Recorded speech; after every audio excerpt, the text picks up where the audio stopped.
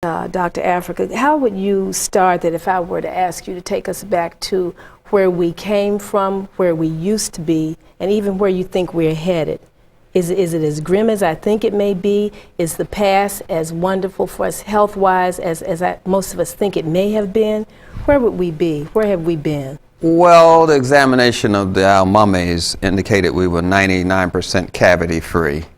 Even when we were 70, 80, and 90 years old, we were cavity-free. So the examination of the mummies itself indicates that we were healthy people, and they found sprouting containers in the pyramids, and the herbal formulas, over 300 different herbal formulas taken out of Tutankhamun's coffin, as they call it, when excavated his grave.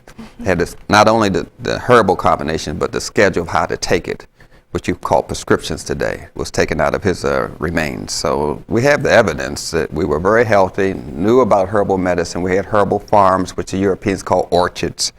And I found out that people in control of it, Tet and other people, and how they designed the orchards to indicate certain energy fields, which people call feng shui today. So that got me into how to arrange the house using the African system based on our herbal system.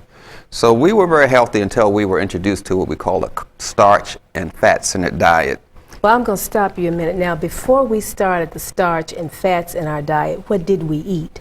We ate whole foods, which people call natural foods, which does not include dairy products or salt or white sugar or any processed grains, which people call bleached white flour today and white rice today. We ate whole foods, yes. Mostly raw.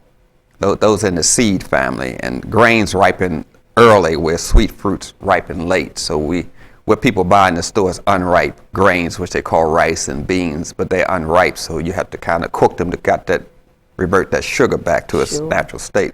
But that's what we were eating. And that's been verified over and over again by just going to the pyramids, and they have paintings of what we ate in the pyramids, and in the papyrus and coffin texts they mentioned exactly what we eat and had paintings of it. We were doing correct food combining, not putting starch with meat, which is illogical and hampers your digestion, causes constipation and gas, which people call farting or something like that. So we weren't combining food incorrectly. We were on point now at one time. Right. But then we had this incursion with another people's diet, which was the starch and fat-centered diet, which we were put on during colonialism and slavery. And that's when everything started turning around. That's when we got into prolapsed uterus. That's when we got into fibroid tumors. That's when we got into infertility with that starch-centered diet.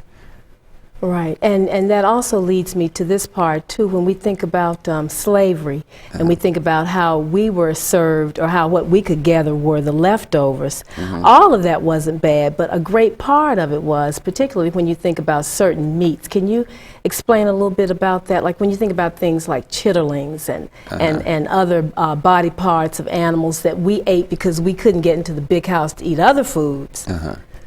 Well, you have to understand that people were just doing the best they could to survive. Now, I'm not faulting our ancestors. They were surviving in that time, but they knew how to supplement their diet with fibrous food. They were using slippery elm bark, maple leaves. They were using raw herbs and barks of trees to get the fiber into this diet, which we weren't doing today.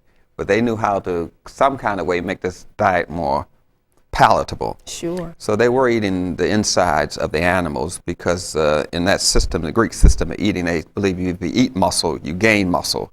So they were only eating the muscle of the animal, and they were leaving the innards, the guts, and the place where they store the bowel movement, the rectum of the pig, which people call chitlins or something for us to eat, the feet, the ears, the eyes, all that, the tail and all that. But that's based on a religious system of how to eat meat and how to prepare it, coming out of the Greeks and